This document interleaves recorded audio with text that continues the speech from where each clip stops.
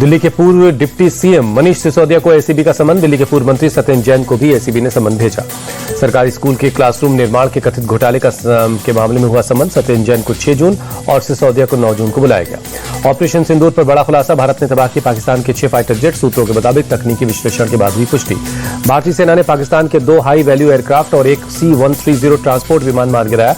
पाकिस्तान के 10 से ज्यादा ड्रोन और क्रूज मिसाइलें तबाह की।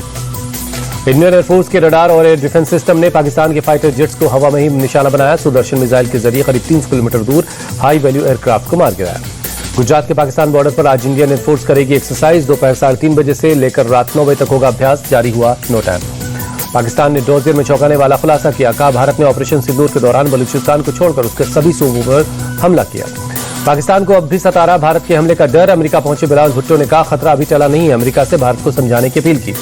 बिलावल भुट्टो के नेतृत्व में डोजियर लेकर अमेरिका पहुंचा पाकिस्तानी दल। अपने नागरिक ठिकानों, एनर्जी, वाटर इंफ्रास्ट्रक्चर पर हमले का आरोप लगाया। बिलावल भुट्टो ने न्यूयॉर्क में यूनाइटेड नेशंस में चीन के परमानेंट रिप्रेजेंटेटिव से मुलाकात की। सिक्योरिटी काउंसिल के मेंबर स्टेट्स से मिलकर डोजियर सौंपा।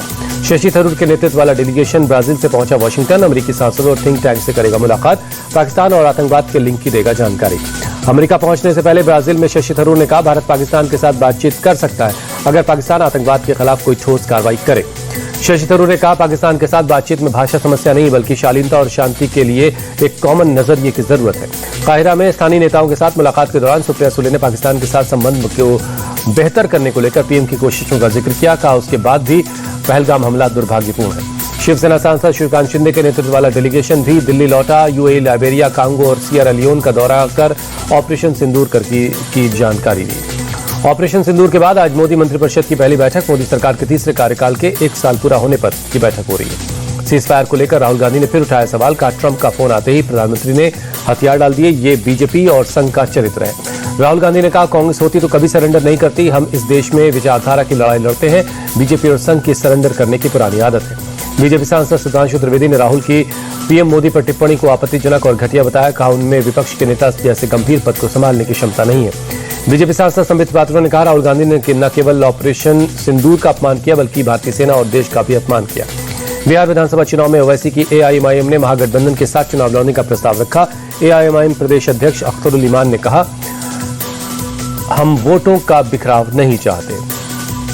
अख्तरुल ईमान ने कहा, तेजस्वी यादव को भेजा है महागठबंधन में शामिल होने का प्रस्ताव। अगर प्रस्ताव नहीं मानेंगे तो थर्ड फ्रंट के लिए दूसरे दलों की तलाश की जाएगी।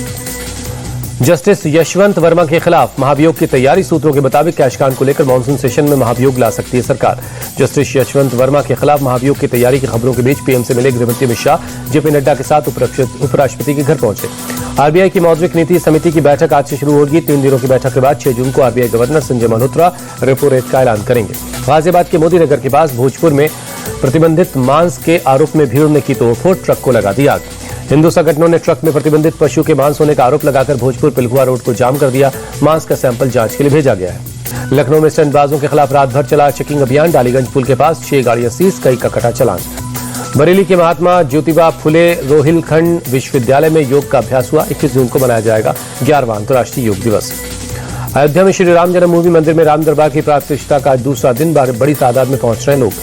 दिल्ली में पुलिस और बदमाशों के बीच मुठभेड़। एनकाउंटर में भाऊ गैंग का शूटर दीपक के पैर में लगी गोली। पिस्टल और कारतूस बरामद। आरोपी के खिलाफ दर्ज है चोरी और हत्या के कई मामले। दिल्ली पुलिस ने 4 किलो गांजे के साथ 2 लोगों को पकड़ा। एंटी नार्कोटिक्स स्क्वाड की पूछताछ जारी है। आरोपी मौमिता ने भतीजे सद्दाम के साथ अवैध रिश्तों की बात मानी। सद्दाम ने शादी का प्रस्ताव दिया था। इनकार करने पर जान से मारने की धमकी दी थी।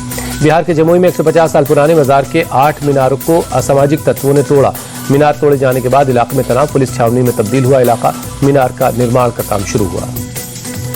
जम्मू कश्मीर के भद्रवा में विकसित कृषि संकल्प अभियान का आयोजन। किसानों की कृषि तकनीक और सरकारी योजनाओं की दी गई जानकारी।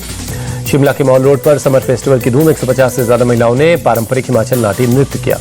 मणिपुर में बाढ़ और बारिश ने मचाई तबाही। करीब 174 गांव पानी में डूबे हैं। 56,000 से ज्यादा लोग प्रभावित हैं। नवी मुंबई में सुबह सुबह हुई तेज बारिश। भारी बारिश के चलते गाड़ियों की रफ्तार पर लगी ब्रेक। राजस्थान के जयपुर में भी भारी बारिश हुई है। सड़कों पर पानी भर गया। गाड़ियां अब रेंग रही हैं। हिमाचल प्रदेश के रोहतांग पास के आसपास भारी बर्फबारी। पहाड़ों पर बिछी बर्फ की मोटी चादर। खूबसूरत हुआ नजारा। आरसीबी ने पहली बार जीता आईपीएल का खिताब। रोमांचक मुकाबले में पंजाब को 6 रनों से हराया। विराट कोहली का 18 साल का इंतजार हुआ खत्म।